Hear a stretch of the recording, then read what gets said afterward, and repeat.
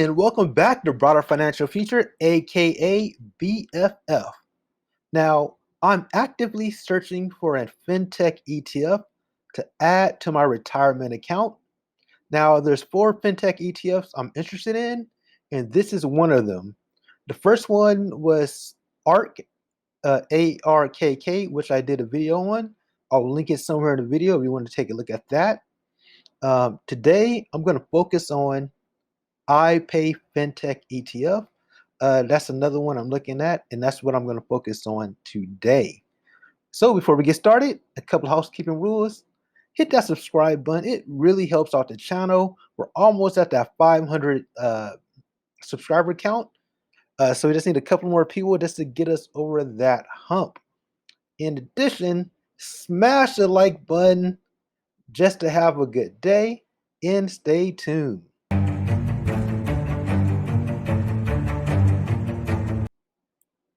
All right, folks, we are back.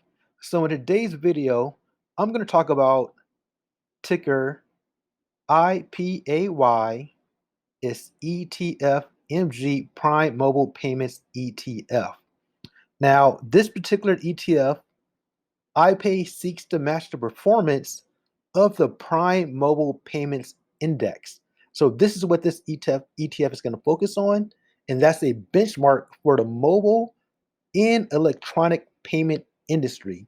So iPay is a pure play on this corner of fintech. So this is basically a bet on mobile payment stocks in the fintech industry, like payment, infrastructure, processing, and services and solutions. So if we're looking to fintech specifically in the mobile space, this is one to possibly consider. So this is what they focus on. In addition, when you look at this particular ETF, they're issued by ETF MG, and this has been around for over 5 years. Its inception date was July 15, 2015, and it has an expense ratio of 0.75.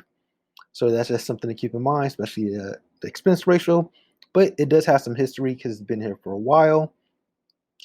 So what I really want to look at is I want to look at the top holdings. What am I actually buying when I'm buying this particular ETF? Now, I do like some of their top holdings. I love Square. I don't have Square individually yet, so that's the company I would like to have more of. PayPal, American Express, MasterCard, Visa, Affirm. Affirm is a really big one that a lot of people have been talking about lately because they recently have some type of partnership with Amazon. So that's really big for Affirm. So these are some companies I'm definitely interested in holding. And by purchasing iPay, I can get a little bit of each one. So I'm highly interested in the companies in this particular ETF. Now, their top 10 companies account for 54.09% of the total ETF. So that's something to be aware of. And they do have different companies compared to like ARK, ETF ARKK. It doesn't have Tesla, so it's a little bit of a different mix in the fintech space. And another thing I like about this particular ETF is a little bit more diversified in different countries, even though it's heavily based in the United States at 75.34%. It does have holdings in, say, the Netherlands, Australia, Japan, France, Hong Kong, Canada, Italy, United Kingdom, and Brazil. So it does have some diversification, not only when it comes to particular companies, but also in other countries. I mean, particular companies, but also in other countries as well. So that's one thing I like to look at when I'm looking at in the space. I do want to get some diversification outside of the US, and they do offer almost 25% in other countries. Now, let's take a look at the performance. Now, the performance is steady. It's nothing like too crazy. It's a nice steady flow. We look at the 5 years at 23.48%. Now, these are annualized returns. So it's a nice steady flow when it comes to the performance. and that's something I like as well. In addition, it's trading basically near its 52-week high of $73.38. So it's still trading up there, which is something I like to look at. If it comes down more, I'm definitely interested. But this is definitely ETF that's on my list that I may add. But there's two others I want to go through as well in the fintech space. But that's the great thing about um, ETFs is that it gives you can buy basically a bucket of companies just buying an ETF. So I'm still doing my research and see which one's going to be best for my particular situation. But I do like this overall. Now, the iPay ETF has an MSCI ESG fund rating of an A, which is slightly higher than ARK's BBB rating. Now, this score is based on a score of 6.28 out of 10.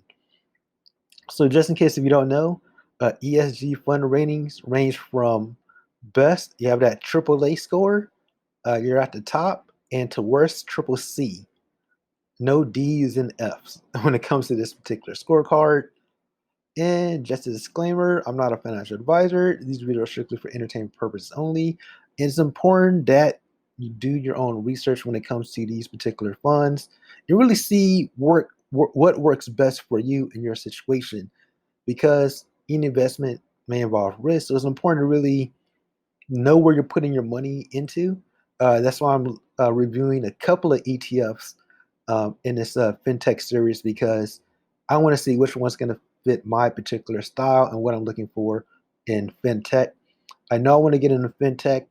I don't want to get into any individual stock per se. I do want to start off with an ETF and then probably go into individual stocks.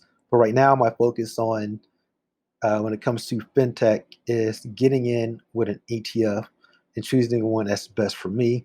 I do like this one, so it's on my watch list as well. But before we get out of here, make sure you leave a comment below. Let me know what are some of your favorite ETFs when it comes to fintech. Are you interested in fintech? Is that an industry that you want to get into? Don't forget to smash the like button and subscribe. It really helps out the channel. And that's pretty much it. Until next time, everybody, keep watch. I will be doing a couple of more fintech ETFs in the near future. So you don't want to miss it. So hit that subscribe button. That way you'll be notified when I drop those additional videos. Until next time, everybody, have a good one. Peace.